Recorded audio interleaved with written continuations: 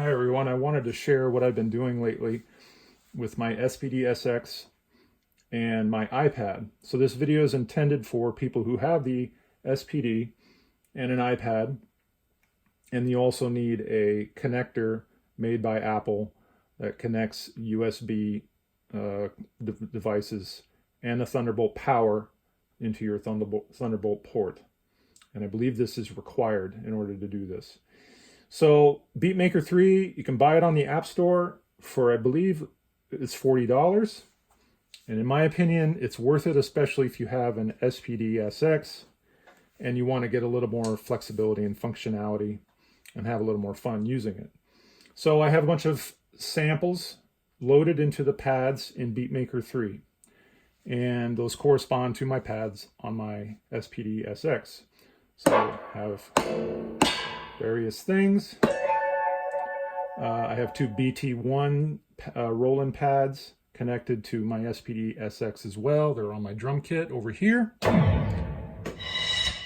And so I can do that. This pad controls a loop, a sample loop, and I got it programmed as 120. It's very simple. So in order to do that, you have to have the sample in Beatmaker be sample loop forward. And then in the SPD-SX, very important, is in kit, you have to have the MIDI output for this pad. The gate needs to be set to Alt, A-L-T. All the other pads are 0.1 seconds, but this one's set to Alt, and it must be in order to control the loop in Beatmaker 3. So it's basically like an on-off button. Then also in Beatmaker 3, these two pads up here, I have to control to advance to the next patch within Beatmaker 3, which is really nice. So I could go like this, and it goes to the next patch within the program, and it's just for me, I just loaded a chord progression, which is really simple to do.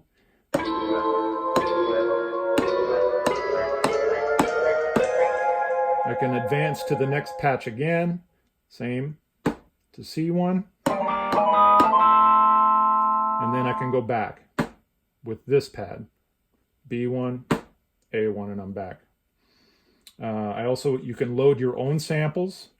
So I've loaded two voice samples in these pads. Oh yeah, I'm on fire. Bonus points to whoever knows who that is in the comments section.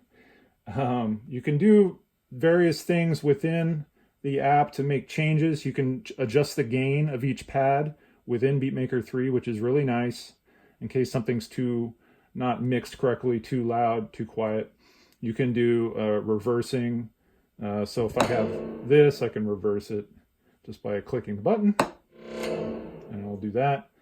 And there's various things you can play with within Beatmaker 3.